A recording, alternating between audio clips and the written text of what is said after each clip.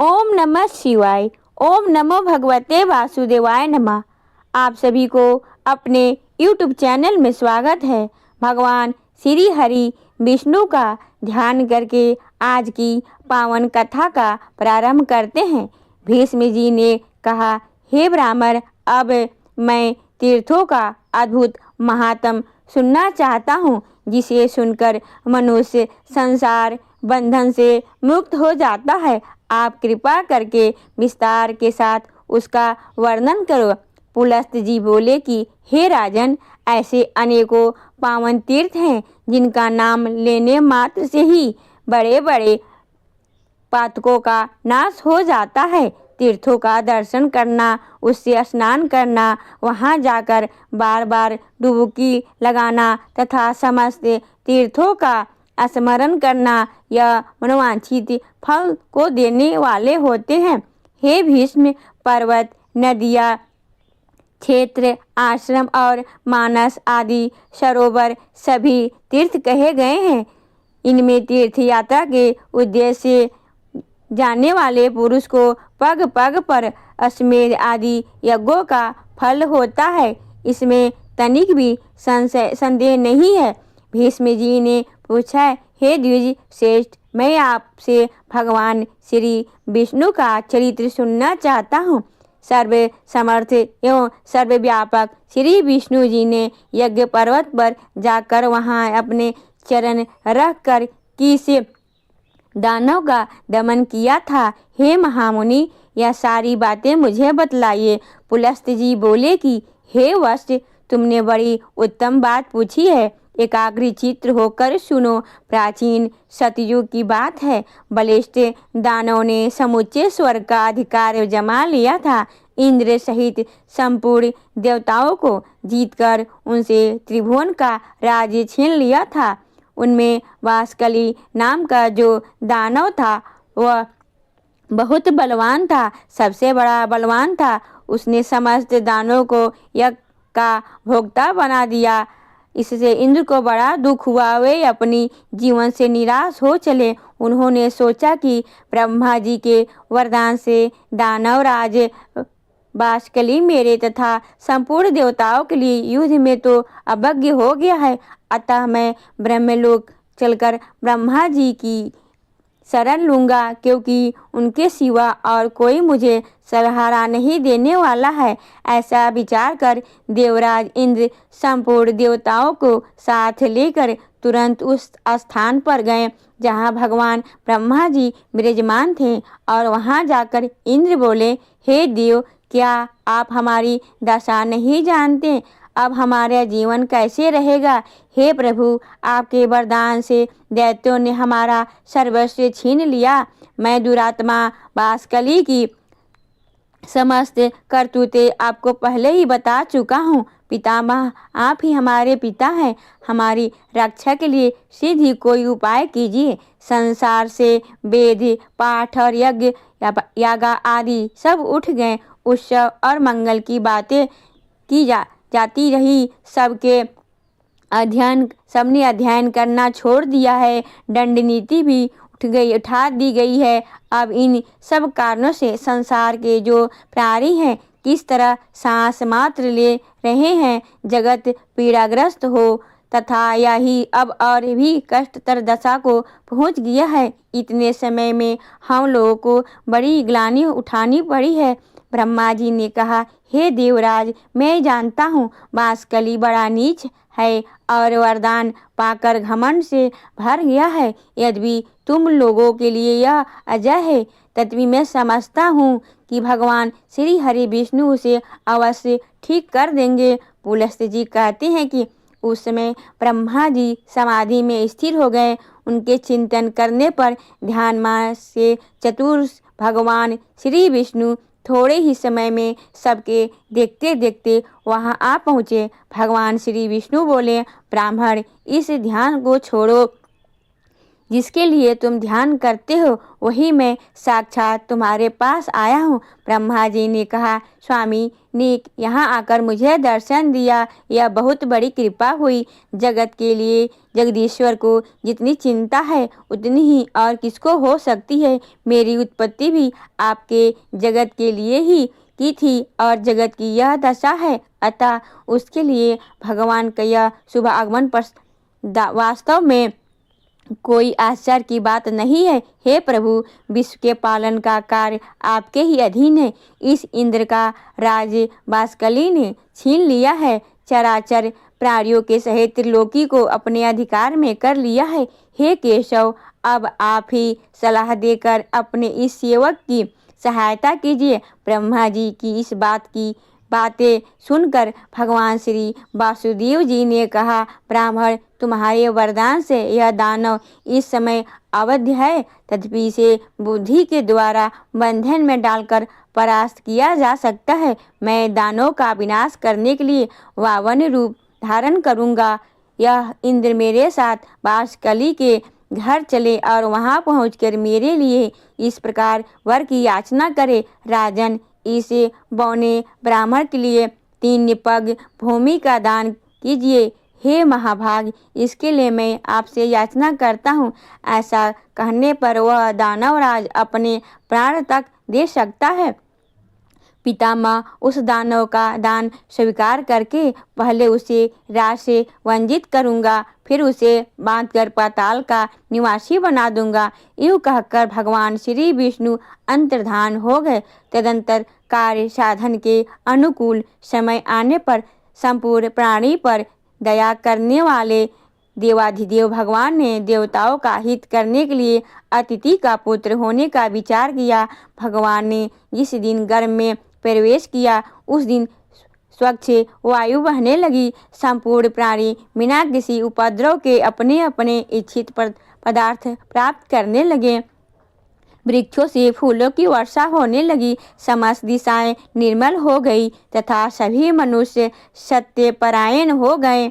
देवी अदिति ने 1000 दिव्य वर्षों तक भगवान को गर्भ में धारण किया। इसके बाद वे भूत भावन प्रभु भावन रूप में प्रकट हुए। उनकी अवतार लेते ही नदियों का जल स्वच्छ हो गया, वायु सुगंध बिखरने लगी और उस तेजस्वी पुत्र के प्रकट होने से महर्षि कश्यप जी को बड़ा आनंद हुआ। तीनों लोकों में निवास करने वाले समस्त प्राणियों के मन में अपूर्व उत्साह भर गया और भगवान जनार्दन का प्रादुर्भाव होते ही स्वर्गलोक में नगाड़े बज उठे और अत्यंत हर्षोल्लास के कारण त्रिलोकी के मोह और दुख नष्ट हो गए। गंधर्वों ने अत्यंत उच्च स्वर में संगीत आरंभ किया। कोई ऊंचे स्वर में भगवान की जय जयकार करने लगे, कोई अत्यंत हर्ष में भरकर जोर जोर से गर्जना करते हुए बारंबार भगवान को साधुवाद देने लगे तथा कुछ लोग जन्म, भय, बुढ़ापा और मृत्यु से छुटकारा पाने के लिए उनका ध्यान करने लगे। इस प्रकार यह संपूर्ण जगत सब ओर से अत्यंत प्रसन्न हो उठा। देवता लोग मन ही मन विचार करने लगे कि यह तो साक्षात परमात्मा श्री विष्णु हैं। ब्रह्मा जी के अनुरोध से जगत की रक्षा के लिए इन जगदीश्वर ने यह छोटा सा शरीर धारण किया है। यही ब्रह्मा, यही विष्णु और यही महेश्वर हैं। देवता, यज्ञ और स्वर्ग का सब कुछ यही है, इनमें तनिक भी संदेह नहीं है। यह संपूर्ण चराचर जगत भगवान श्री विष्णु से ही व्याप्त है।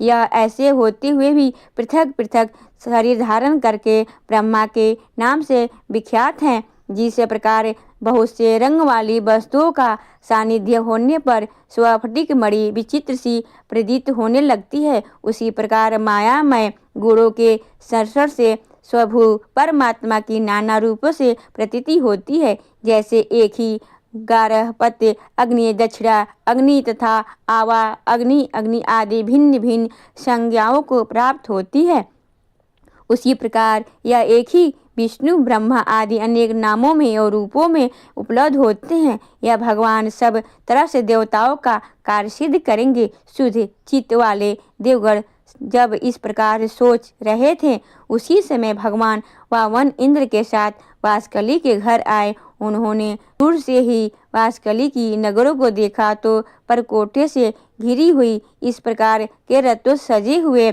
ऊंचे ऊंचे सफ़ेद महल जो आकाशचरी प्राणियों के लिए भी अभिज्ञ थे, उन पूरी शोभा बढ़ा रहे थे। नगर की सड़कें बड़ी ही सुंदर बड़े बड़े करमद बनाई गई थी। कोई ऐसा पुष्प नहीं था, कोई विद्या नहीं, जैसा कोई शिल्प नहीं तथा ऐसी कोई कला नहीं जो वासकली की नगर में मौजूद न हो। वही रहकर दानवराज वासकली चराचर प्राणियों के सहित समस्त त्रिलोकी की पालन करता था। वह धर्म का ज्ञाता, कृतज्ञ, सत्यवादी और जितेंद्रिय था। सभी प्राणी बड़ी सुगमता पूर्वक मिल सकते थे। न्याय अन्याय का निर्णय करने में उसकी बुद्धि बड़ी ही कुशल थी। वह ब्राह्मणों का भक्त, शरणागतों का रक्षक तथा दीन और अन्यायों का दया करने वाला था। मंत्र शक्ति, प्रभु शक्ति और उत्साह शक्ति, इन तीनों शक्तियों से वह संपन्न था। सनिधि, विग्रह, ज्ञान, आसान, वैत्री भाव और समाशय, राजनीति से इन 6 गुणों का अवसर के अनुकूल उपयोग करने का उसका सदा उत्साह था। वह सबसे मुस्कुराकर बात करता था। वेद और वेदांग के तत्व का उसे पूर्ण ज्ञान था। वह यज्ञों का अनुष्ठान करने वाला, तपस्या परायण, उदार, सुशील, सस्यसी, प्राणियों की हिंसा से विरत, माननीय पुरुषों को आदर देने वाला, शुद्ध हृदय, प्रसन्न मुख, पूजनीय पुरुषों का भी पूजन करने वाला, संपूर्ण विषयों का ज्ञाता, दुर्दमयी, सौभाग्यशाली, देखने में अत्यंत सुंदर, अन्न का बहुत बड़ा संग्रह करने वाला, रखने वाला, बड़ा धनी और बड़ा दानी था। वह धर्म, अर्थ और काम तीनों के साधन में संलग्न रहता था। वासकली त्रिलोकी का श्रेष्ठ पुरुष था और वह सदा अपनी नगरी में ही रहता था। उसमें देवता और दानों के भी घमंड को चूर करने में शक्ति थी। ऐसे गुणों से विभूषित होकर वह त्रिभुवन की समस्त प्रजा का पालन करता था। उस दानव राज के राज में कोई भी अधर्म नहीं होने पाता था। उसकी प्रजा में कोई भी ऐसा नहीं या जो दीन, रोगी, अल्पयायु, दुखी, मूर्ख, कुरूप, दुर्भाग्यशाली और अपमानित हो। इंद्र को आते देखकर दानवों ने जाकर राजा वासकली से कहा, प्रभु, बड़े आश्चर्य की बात है कि आज इंद्र एक बौने ब्राह्मण के साथ अकेले ही आपकी पुरी में आ रहे हैं।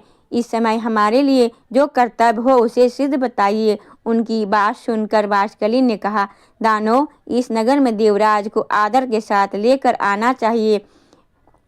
वे आज हमारे पूजनीय अतिथि हैं। पुलस्त जी कहते हैं कि दानवराज वासकली दानों से ऐसा कहकर फिर स्वयं इंद्र से मिलने के लिए अकेला ही राजमहल से बाहर निकल पड़ा और अपने शोभा संपन्न नगर की 7वीं ठोड़ी पर जा पहुंचा। इतने में ही उधर से भगवान वामन और इंद्र भी आ पहुंचे। दानवराज ने बड़े प्रेम से उनकी ओर देखा और प्रणाम करके अपने को कृतार्थ माना। वह हर्ष में भर कर सोचने लगा कि मेरे समान धन्य तो दूसरा कोई नहीं है, क्योंकि आज मैं त्रिभुवन की राज लक्ष्मी से संपन्न होकर इंद्र को याचक के रूप में अपने घर पर आया देखता हूँ। अब यह मुझसे कुछ याचना करेंगे। घर पर आए हुए इंद्र को मैं अपनी स्त्री, पुत्र और महल तथा अपने प्राण भी दे डालूंगा। फिर त्रिलोकी के राज की बात तो क्या है। यह सोचकर उसने अपने आकर इंद्र को अंक में भरकर बड़े आदर के साथ गले लगाया और अपने राजमहल के भीतर ले जाकर अर्ध तथा आचमनी के आदि से उन दोनों का यत्नपूर्वक पूजन किया। इसके बाद वासकली बोला, इंद्र, आज मैं आपको अपने घर पर स्वयं आया हुआ देखता हूँ। इससे मेरा जन्म तो सफल हो गया, मेरे सभी मनोरथ पूर्ण हो गए। हे प्रभु, मेरे पास आपके लिए आपका किस प्रयोजन से आगमन हुआ है, मुझे सारी बातें बताइए। आपने यहाँ तक आने का कष्ट उठाया, इससे मैं बड़े आश्चर्य की बात समझता हूँ। इंद्र ने कहा, वासकली, मैं जानता हूँ दानव वंश के श्रेष्ठ पुरुष में तुम सबसे प्रधान हो और तुम्हारे घर पर ऐसा आना यह कोई आश्चर्य की बात नहीं है। तुम्हारे घर पर आए हुए याचक कभी विमुख नहीं लौटते। तुम याचकों के लिए कल्प वृक्ष हो, तुम्हारे समान दाता कोई नहीं है। तुम प्रभा के प्रभा से सूर्य के समान हो, गंभीरता के से सागर की समानता करते हो। क्षमाशीलता के कारण तुम्हारी पृथ्वी के साथ तुलना की जा सकती है। यह ब्राह्मण देवता पावन कश्यप जी के उत्तम कुल में उत्पन्न हुए हैं। इन्होंने मुझसे 3 पग भूमि के लिए याचना की है, किंतु वात्सल्य, मेरा तो त्रिभुवन का राज भी तुमने पराक्रम से छीन लिया है। अब मैं निराधार और निर्धन हूँ और इन्हें देने के लिए मेरे पास तो कुछ भी भूमि नहीं है। इसलिए तुमसे याचना करना चाहता हूँ। याचक मैं नहीं हूँ। यह दानवेंद्र यदि तुम्हें अभिष्ट हो तो इसे वामन जी को 3 पग भूमि दे दो। वात्सकली ने कहा, देवेंद्र आप भले पधारे, आपका कल्याण हो। जरा अपनी ओर से तो देखिए, गौर से तो देखिए, आप ही की सबके परम आश्रय हैं। पितामह ब्रह्मा जी की त्रिभुवन की रक्षा कर आभार आपके ऊपर डालकर सुख से बैठे हैं और आप ध्यान धारण से युक्त होकर अब परम पद का चिंतन करते हैं। भगवान श्री कृष्ण विष्णु भी अनेकों संग्रामों में थक कर जगत की चिंता छोड़कर आपके ही भरोसे क्षर सागर में आश्रय लेकर सुख की नींद में सो रहे हैं। वो माना भगवान शंकर भी आपके सारा भार सौंपकर कैलाश पर्वत पर विहार करते हैं। मुझसे भिन्न बहुत से दानों को जो बलवानों से भी बलवान थे आपके अकेले ही मार दिया। 12 आदित्य, 11 रुद्र, दोनों अश्विनी कुमार, 8 वसु तथा सनातन देवता धर्म, यह सब लोग आपके ही बाहुबल का आश्रय लेकर स्वर्ग लोक में यज्ञ का भाग्य ग्रहण करते हैं। आपने उत्तम दक्षिणाओं से संपन्न 100 यज्ञों भगवान का यजन किया है। पृथ्वी और नमुची आपके ही हाथ से मारे गए हैं। आपने ही पाक नामक दैत्यों का दमन किया है। सर्वसमर्थ भगवान विष्णु ने आपके ही आज्ञा से दैत्यराज हिरण्यकश्यप को अपनी जांघ पर बिठाकर मार डाला था। आप ऐरावत के मस्तक पर बैठकर ब्रजहात में लिए जब संग्राम भूमि में आते हैं उस समय आपको देखते ही सब दानव भाग जाते हैं। पूर्व काल में आपने बड़े बड़े बलिष्ठ दानों पर विजय पाई है। हे देवराज, आप ऐसे भाग्य प्रभावशाली हैं, आपके सामने मेरी क्या गिनती है हो सकती है। आपने मेरा उद्धार करके ही इच्छा से ही यहाँ पर पदार्पण किया है। निस्संदेह मैं आपकी आज्ञा का पालन करूँगा। मैं निश्चय पूर्वक कहता हूँ, आपके लिए अपना प्राण भी दे दूँगा।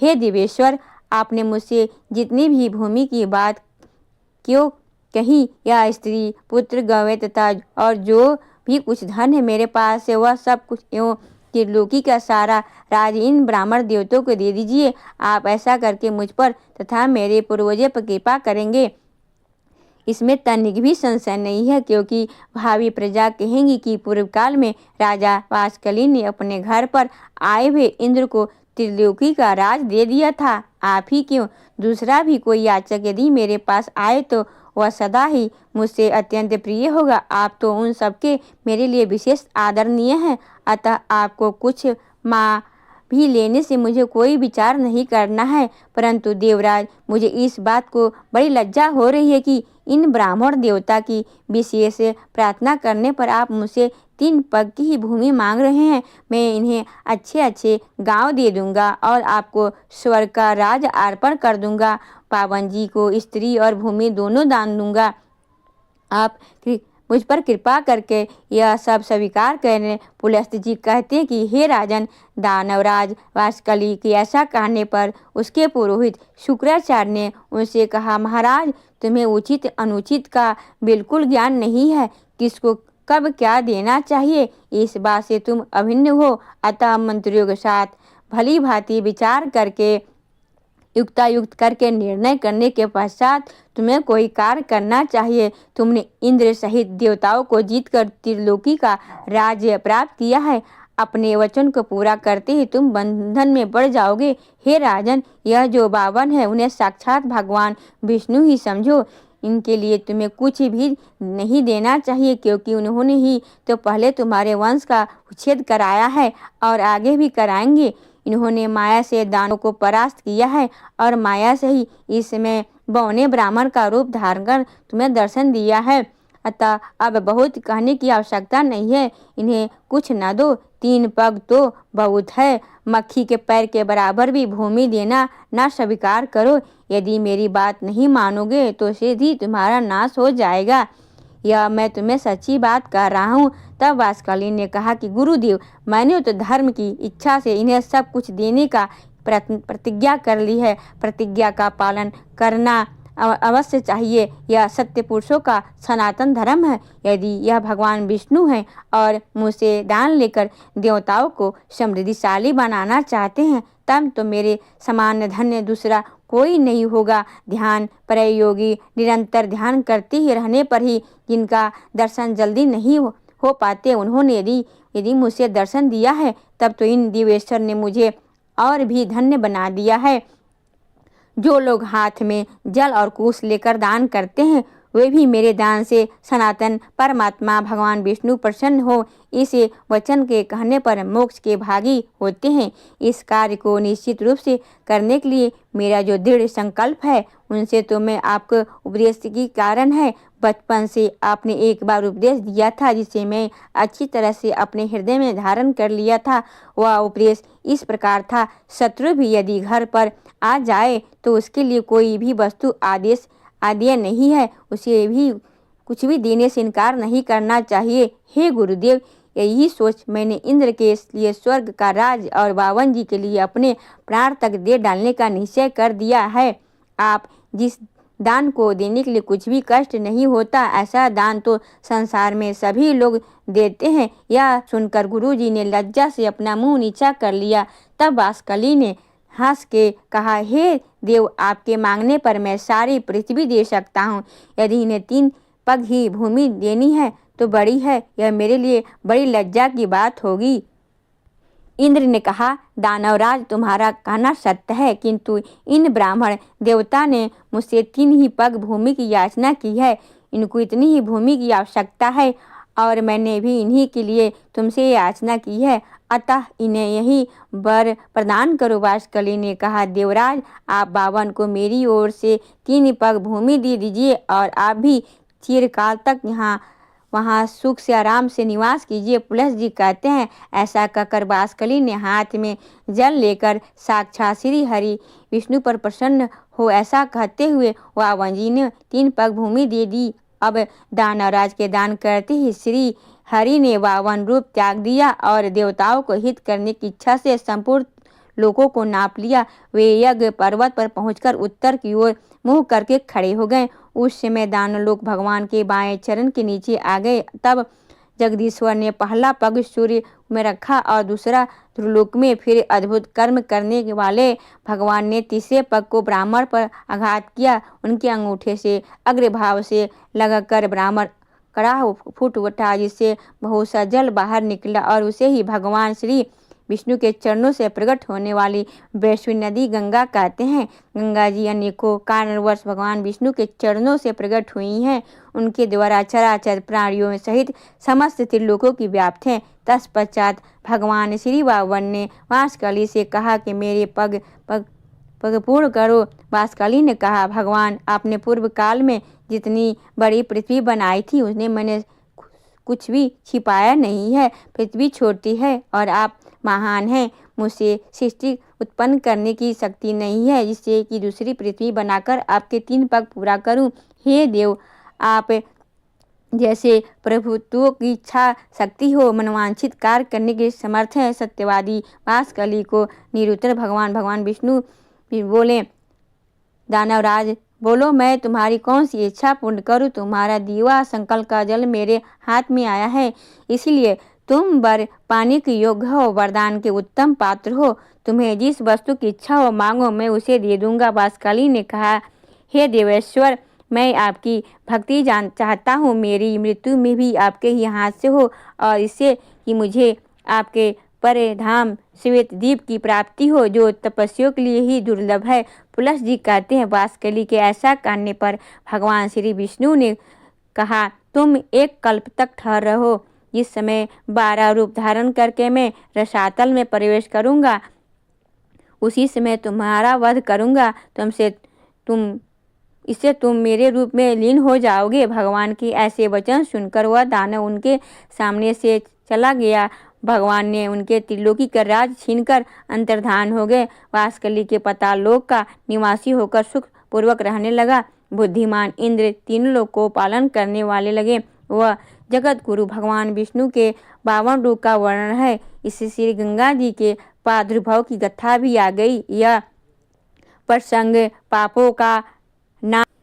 सब पापों का नाश करने वाला है। यह मैंने श्री विष्णु के 3 पंगों का इतिहास बतलाया है, जिसे सुनकर मनुष्य इस संसार में संपूर्ण पापों से मुक्त हो जाता है। श्री विष्णु के पगों का दर्शन कर लेने से उनके दुष्ट स्वप्न, सुचिता और घोर पाप शांत हो जाते हैं, नष्ट हो जाते हैं। पापी मनुष्य प्रत्येक युग में यज्ञ पर्वत पर स्थिर श्री विष्णु के चरणों का दर्शन करके पाप से छुटकारा पा जाते हैं। हे भीष्म, जो मनुष्य मौन होकर यज्ञ पर्वत पर चढ़ता है अथवा तीनों लोग पुष्करों की यात्रा करता है, उन्हें अश्वमेध यज्ञ का फल मिलता है और सब पापों से मुक्त होकर मृत्यु के पश्चात श्री विष्णु के धाम में चला जाता है। आज की कथा का यहीं पर समापन करती हूँ। उम्मीद करती हूँ कि यह कथा आपको जरूर पसंद आई होगी। ओम नमो भगवते वासुदेवाय नमः।